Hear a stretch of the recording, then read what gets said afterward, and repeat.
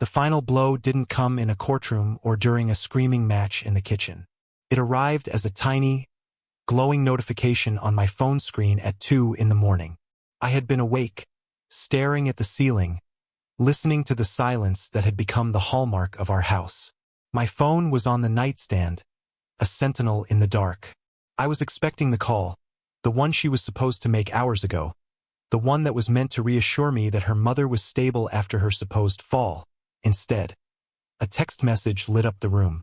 It was from Clara. Busy now. I'll call later. My thumb hovered over the screen. Busy. 2 in the morning. At a hospital. The lie was so insultingly simple, so brazenly delivered. It wasn't even a good lie. It was a lazy one, the kind you tell someone you no longer respect enough to deceive properly. For 10 years, I had built my life around her. I worked. I provided. I supported her dreams of opening a boutique, dreams that changed with the seasons but always required more capital. I was Alex, the steady mechanic, the man with grease under his nails and a reliable paycheck. I was the foundation she stood on to reach for brighter, shinier things. And in that moment, I understood the foundation had been mistaken for the floor mat. A cold clarity washed over me, chilling the dull ache of betrayal that had been my constant companion for months. This wasn't a crack in the pavement. It was a sinkhole, and I was done trying to fill it. I typed back a reply, my fingers moving with a precision I usually reserved for calibrating an engine. Don't bother, I sent it. Then I placed the phone face down on the nightstand, turned onto my side, and for the first time in a long time, I began to make a plan. My name is Alexander Coates. I'm 42 years old, and for the last 15 years most people, including my wife, believed I ran a high-end auto repair shop that specialized in restoring classic European cars. It was a good story because it was partially true. I did own the shop. I did love the work. I found a certain peace in the logic of a machine, in the way every part had a purpose and every problem had a solution. What Clara never cared to understand, what I never felt the need to explain, was that the shop was a hobby. It was my escape. My actual work, the source of the comfortable life she took for granted, was owning and managing a portfolio of commercial real estate and logistics companies that my father had started and I had quietly grown into a small empire. She saw the grease on my hands and assumed that was the sum of me.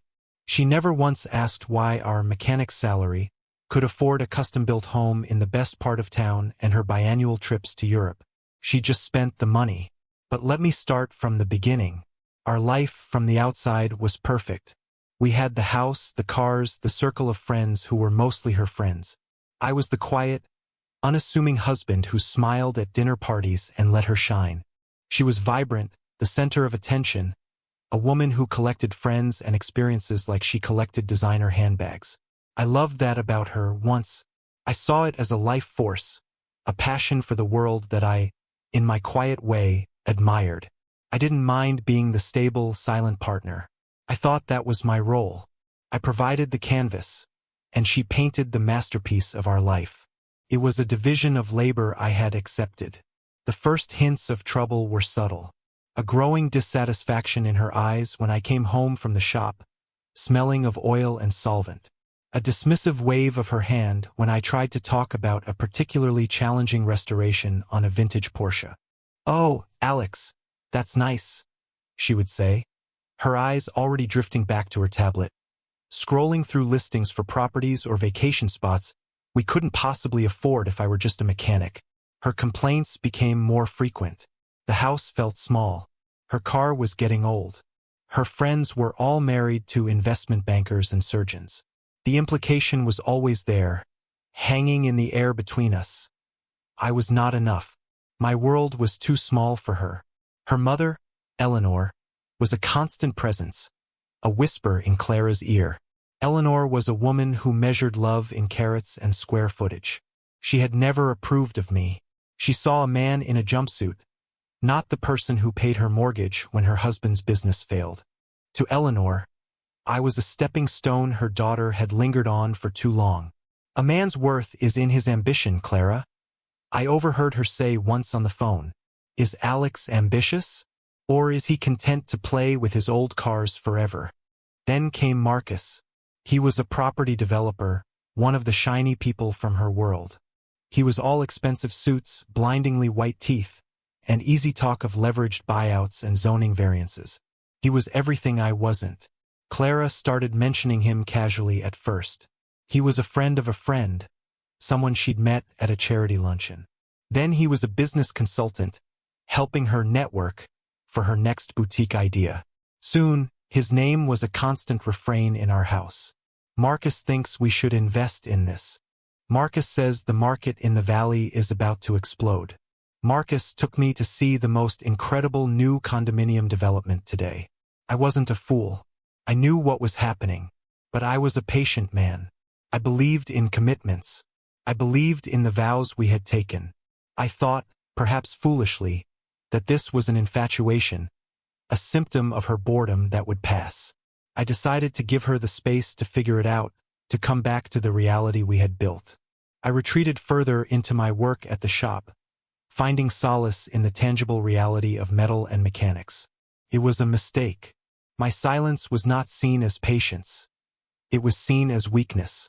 My space was not an act of trust. It was an opportunity. The business trips started 3 months ago. A weekend seminar in the city, a conference on retail trends, a networking event in wine country. I knew she was with him. The joint credit card statements told a story of expensive dinners for 2, hotel rooms, and purchases from stores I knew she would never enter alone. Each statement was a small, sharp cut. I paid the bills without comment, filing each one away in a drawer in my office at the shop. I was gathering facts, not building a case. I was just trying to understand the scope of the damage. The story about her mother's health was the final escalation. It was a new level of deceit, using her own family as a shield. My mother fell, Alex. It's her hip. I need to go stay with her for a few days. She's at Mercy General. I knew her mother was in perfect health. I had spoken to her the day before about a plumbing issue at her house, but I just nodded. Of course, I said. Let me know what you need. I watched her pack an overnight bag, the kind of bag one takes for a romantic weekend, not a hospital vigil. She kissed my cheek, a dry, papery thing with no feeling behind it. I'll call you tonight, she promised. I didn't wait for her call. That evening I called my lawyer, David. David was more than my lawyer. He was my oldest friend. We had known each other since we were kids, long before the family business became what it was. He was the only person in the world, besides my accountant, who knew the full extent of my financial situation. He knew the mechanic persona was my refuge, my way of staying grounded. It's happening, isn't it? He said, his voice calm and steady over the phone. There was no surprise in it. He had been warning me about Clara's spending and her increasingly distant behavior for years. Yes, I replied, looking out the window of my silent house. She's with him. Used her mother as an excuse. Okay, Alex. First thing is, don't confront her. Not yet. Let her think you're still in the dark. The more rope she takes, the more she'll hang herself with. We need to be methodical. Emotion is the enemy right now. We need to operate with logic. What's the first step? I asked. I'll engage a private investigator first thing in the morning. We need irrefutable proof. Photos, locations, timelines. Second, I want you to come to my office tomorrow. We're going to do a full review of your assets, especially anything that could be considered marital property. We need to protect what's yours. What was yours long before you ever met her? The house is in both our names, I said. We'll deal with that, David said. Just stay calm. Don't answer her calls if you can't trust yourself to be neutral. Let her dig her own hole that night. The silence in the house was deafening. Every tick of the clock was a countdown. I waited. She had promised to call. 9 o'clock passed, then 10. By midnight I knew she wouldn't. The ache in my chest had solidified into something hard and cold. It wasn't just heartbreak anymore. It was resolve. Then, at 2 in the morning, the text came. Busy now, I'll call later, and my reply. Don't bother the next morning. I woke up before the sun. The house felt alien, a movie set for a life that was no longer mine. I made coffee and sat at the kitchen island, The one she'd insisted we have custom-built from Italian marble. I looked at the gleaming surfaces, the top-of-the-line appliances, the trappings of a life she craved and I had funded. For the first time, I felt nothing for any of it. It was just stuff, objects, and they could be moved, sold, or liquidated. I went to the shop early. The smell of gasoline and old leather greeted me like an old friend. I ran my hand over the cool fender of a 1967 Jaguar E-Type I was restoring. It was a complex machine, but it was honest. Every part had a function. If something was broken, you could see it. You could diagnose it, fix it, and make it whole again. People were not like that. My meeting with David was in a sterile conference room in his downtown office. The city bustled outside the window, a world away from the quiet focus inside. David had already been busy. A file lay on the polished table between us. "The investigator is on it," he said, tapping the file. "He's good, discreet. He'll have something for us within 48 hours. Now let's talk assets." For the next 3 hours we went through everything. The holding companies, the stock portfolio, the deeds to commercial properties spread across 3 states. Most of it was protected, held in trusts established long before my marriage. My father had been a shrewd man. "Never let a temporary emotion dictate a permanent financial decision," he used to say. I had heeded his advice. The house was the main point of contention, as was a joint investment account Clara managed. "The house is a problem," David said, pointing to the deed. "Joint tenancy with right of survivorship. She's entitled to half its value." "The down payment came from my trust," I said. "Every mortgage payment has been made from my personal account, which is funded by the business. We can argue that, but it will be a fight. A messy one," he conceded. "However, there might be another way." "Where did you get the mortgage?" I told him the name of the bank. David raised an eyebrow. "That's interesting. One of your holding companies, Apex Holdings, owns a significant, controlling interest in that bank's parent company, doesn't it?" I nodded. "Yes. It was part of the acquisition we did 2 years ago." A slow smile spread across David's face. "Well, that changes things. The house isn't just a marital asset. It's an asset owned by a company you control. We have leverage. As for the joint investment account, it was a bloodbath. Clara, with Marcus's expert advice, had been making a series of high-risk, speculative trades. The balance was down nearly 60%. She had been churning the account, likely for commissions that were being kicked back to Marcus in some way. "This is financial mismanagement," David said, his voice hard. "We can use this. We document every transaction. It shows a pattern of recklessness with marital assets, likely influenced by a third party with whom she is having an affair. It's a strong argument against any claim for alimony." I left David's office with a clear path forward. The plan was simple. Stay silent, gather evidence, and systematically disentangle my life from hers. I was to become a ghost in my own life, observing, documenting, and preparing. The emotional storm inside me was contained, channeled into a cold, methodical execution of the plan. The investigator's first report arrived 2 days later via a secure email. It was clinical and devastating. Pictures of Clara and Marcus entering a boutique hotel downtown. A time-stamped photo of them dining at an intimate restaurant, her hand resting on his. A shot of them kissing, illuminated by the cold blue light of a street lamp. They weren't even trying to be discreet. They were living a different life, one in which I had already ceased to exist. I looked at the photos without flinching. The pain was there, a dull throb, but it was overridden by a sense of confirmation. I wasn't crazy. I wasn't imagining things. This was real. I saved the files to an encrypted hard drive and sent a copy to David. Clara returned home that evening, playing the part of the dutiful, worried daughter. She looked tired, but it was the exhaustion of a weekend getaway, not a hospital vigil. She talked about her mother's condition, the doctors, the uncertain prognosis. The lies flowed effortlessly. "It was just so stressful, Alex," she said, sinking onto the sofa and kicking off her expensive shoes. "I barely slept. The hospital chairs are a nightmare." I just nodded, handing her a glass of water. "I'm sure it was. You should rest.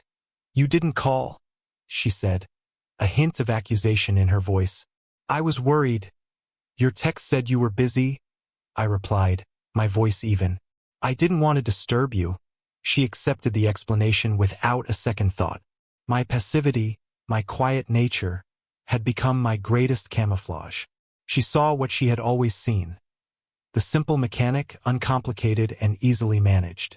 She had no idea she was speaking to the man who was systematically dismantling the world she thought she controlled. The next few weeks were a strange ballet of deception. I went to the shop every day. I worked on my cars. I came home. I listened to her stories about her mother's slow recovery and her new business venture with Marcus. She was trying to secure funding for a high-end spa, and Marcus was guiding her through the process. He was helping her draft a business plan and meet with potential investors. We're looking at a prime location in the new Westbrook development, she told me one night, her eyes shining with excitement. Marcus says it's the next big thing. He has an inside track with the developers. I knew the Westbrook development well. It was one of mine. My company, under a subsidiary name, had bought the land 5 years ago and was managing the entire project. Marcus didn't have an inside track. He was a mid-level project manager for one of the construction firms we had contracted. He was putting on a show for her, pretending to be a major player, and she was buying every word of it. I asked quietly, "Is it a good investment?" She scoffed. "Alex, you wouldn't understand. This is about vision, about creating a brand. It's going to take a significant capital investment to get it off the ground, of course. We'll probably need to secure a loan against the house." There it was, the end game. They weren't just having an affair. They were planning to gut my finances to fund their future together. The audacity of it was breathtaking. "We should talk about it," I said, keeping my tone neutral. "Of course," she said, patting my arm condescendingly. "I'll walk you through the numbers when they're ready. Don't you worry your head about it." Meanwhile, David and I were moving silently in the background. We established a new corporate entity, completely firewalled from my personal life.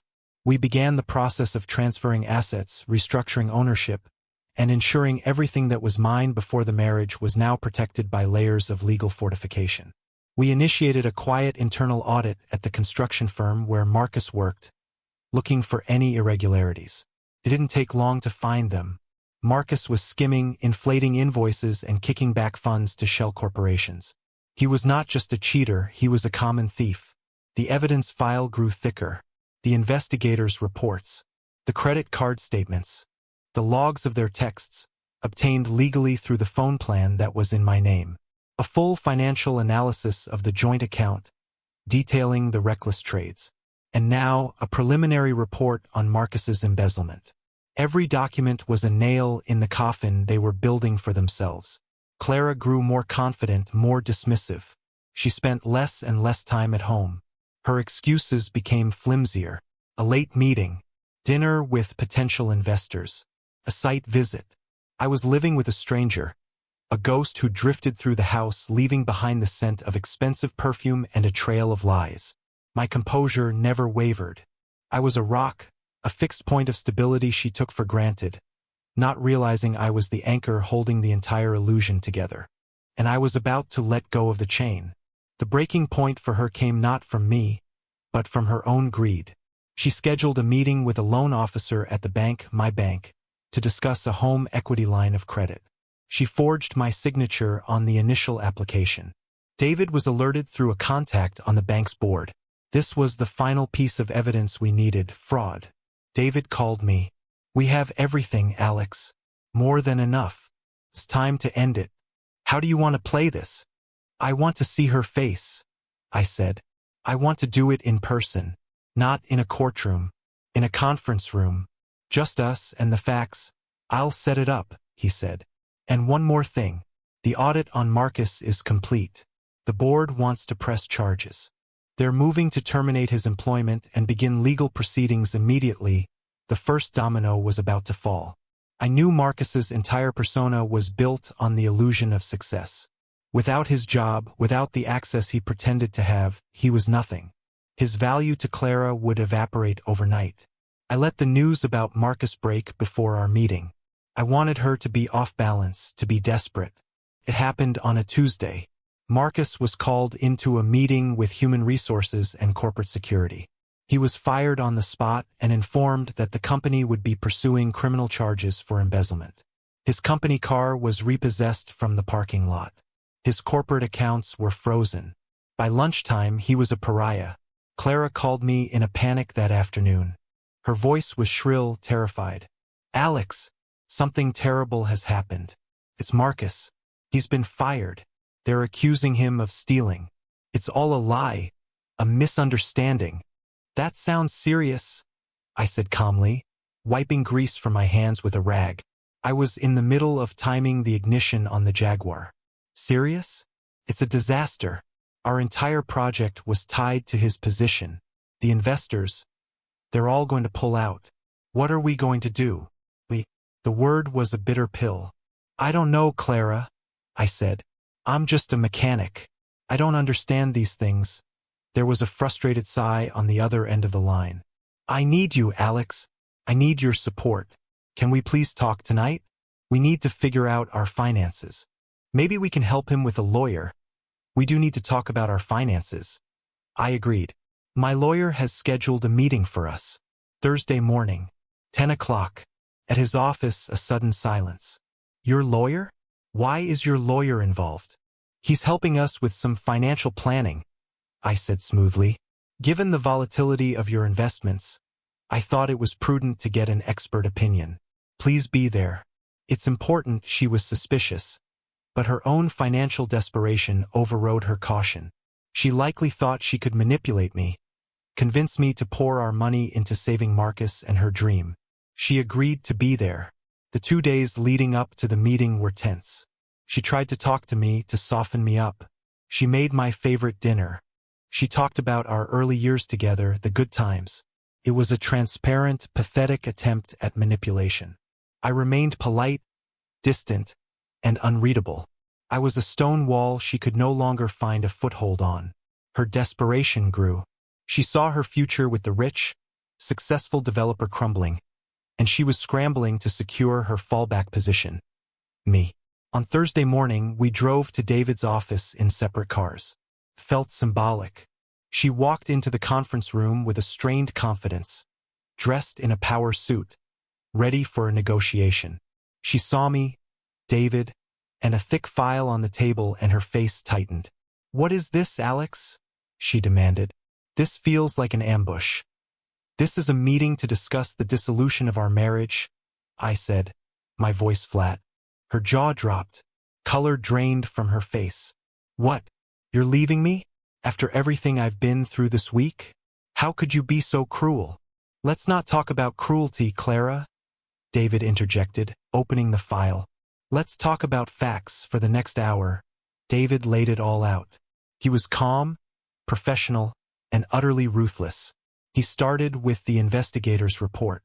He placed glossy 8 by 10 photos on the polished table. Clara and Marcus at the hotel. Clara and Marcus at dinner. Clara and Marcus kissing. She stared at them, her mouth opening and closing silently. "These were taken during the time you were supposedly caring for your sick mother," David stated. Next came the financial records. The credit card statements, with every personal purchase from Marcus highlighted in yellow. The analysis of the joint investment account, showing hundreds of thousands of dollars lost to speculative trades. "This demonstrates a consistent pattern of dissipation of marital assets," David explained. Then he brought out the forged loan application. "And this is fraud. A felony." Clara finally found her voice. It was a choked, strangled sound. "You spied on me? You went through my things? This is illegal. You're a monster, Alex. A controlling, jealous monster." "Everything we have was obtained legally," David said calmly. "And it's all admissible." He pushed a document across the table. "This is a divorce settlement offer. Given the documented infidelity and the financial misconduct, we are offering you nothing. No alimony. No claim on Alex's personal assets.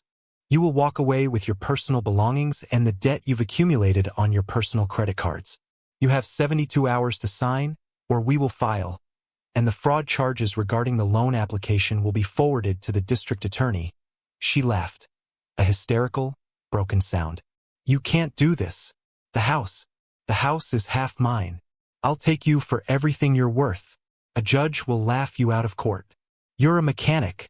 I'll get half your stupid garage and you'll be ruined. This was the moment I had been waiting for. I leaned forward, meeting her furious, tear-filled eyes. That's where you're wrong, Clara, I said, my voice quiet but carrying the weight of all the years of silence. I'm not just a mechanic. David slid another folder across the table. This is a summary of Mr. Coates's primary business, Apex Holdings.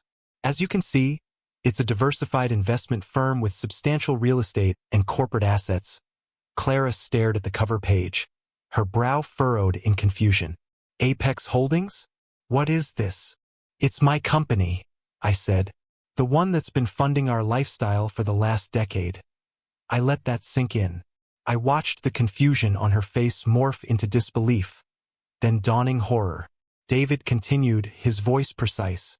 Apex Holdings is the parent company of Westbrook Development Group. Clara's head snapped up.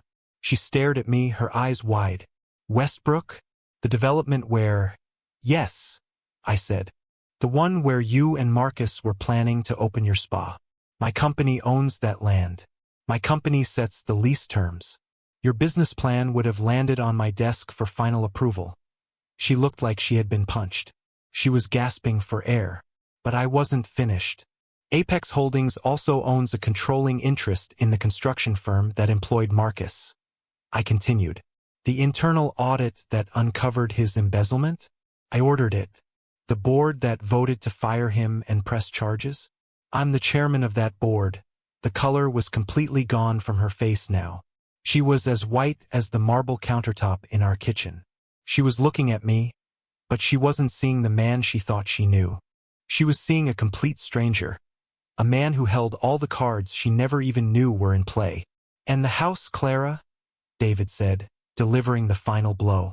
The mortgage for the house is held by Sterling National Bank, which, as you'll see on page 5 of the portfolio, is also a subsidiary of Apex Holdings. Given the fraudulent loan application you submitted, the bank is exercising its right to call the loan due, in full, immediately. Since the property is technically an asset of the holding company, we will not be foreclosing. We will simply be terminating your tenancy. This is a 30-day eviction notice. You need to be out of the house by the end of next month. That's when she finally broke. A guttural sob tore from her throat. She slumped in her chair, her entire body shaking. The power suit, the confident facade, it all dissolved into a puddle of raw, desperate panic. No, she whispered. No, no, no. Alex, please. I made a mistake. Terrible mistake. I was foolish. I was lost. Please, don't do this. She looked at me, her eyes pleading. For the first time, I saw genuine fear in them. Not fear of losing me, but fear of losing the life she was entitled to. The life I provided. I stood up. I looked down at the woman I had once loved, the woman who had shared my bed and my life, and I felt nothing but a profound, empty sadness. The anger was gone. The hurt had faded. All that was left was the quiet finality of a chapter ending. The offer is on the table, Clara, I said. Sign it or don't. It makes no difference to me. The outcome will be the same. I turned and walked out of the conference room without looking back. I didn't need to. I could hear her sobs, the sound of a world collapsing. David followed me out, closing the door gently behind him. She'll sign, he said, clapping a hand on my shoulder. I know, I replied. I didn't go to the shop. I didn't go home. I got in my car, a simple, unassuming sedan that I drove every day, and I drove out of the city. I drove for an hour, until the skyscrapers were replaced by rolling hills and open fields. I pulled over at a scenic overlook, a place I hadn't been to in years. I got out and leaned against the railing, looking out at the valley below. The air was clean and cool. The world felt quiet. For months, I had been living in a storm of deceit and betrayal. Now there was only silence. It wasn't the empty, waiting silence of my house. It was a peaceful silence. The silence of a job finished. I thought about the grease under my nails, the smell of oil, the simple, honest work of making something broken run again. Clara had seen it as a sign of my lack of ambition, my smallness. She never understood. It wasn't an escape from my life. It was the most real part of it. It was where I created value with my own two hands, where logic and integrity mattered. The rest of it, the companies, the money, that was just a machine of a different kind. A machine I had to learn to operate to protect myself. A week later, David called to tell me Clara had signed the papers. She had taken her personal belongings and moved in with her mother. Marcus had refused to see her, blaming her for his downfall. Her friends, the ones who had admired her shiny life, had vanished. She was alone, with nothing but the consequences of her choices. I sold the house. I gave the money to a charity that builds homes for veterans. I didn't want it. It was tainted by the lies that had been told within its walls. I moved into a small apartment above the shop, a place that smelled of polish and potential. My life became simpler, quieter. The work of my hands became my focus once more. The vast, complex machine of my business empire continued to run, managed by people I trusted, but it no longer felt like a secret I had to keep. It was just a part of my life, not the definition of it. One Saturday, months later, I was closing up the shop when a car pulled up. It was a woman I had met through a classic car club. She was a history professor who was restoring an old Triumph. She got out of the car, a smudge of dirt on her cheek. "Having trouble with the carburetor again," she said with a smile. "Thought you might be able to take a look." "Of course," I said, smiling back. "Pull it in." As I leaned under the hood, my hands finding the familiar shapes of the engine, I felt a sense of peace settle over me. The path to this moment had been paved with pain and betrayal, but it had led me back to myself. I had learned that true strength isn't about the money you have or the power you wield. It's about integrity. It's about knowing your own worth, even when others try to diminish it. It's about building a life on a foundation of truth, not on the shifting sands of ambition and greed. And in the quiet hum of a well-tuned engine, I finally felt free.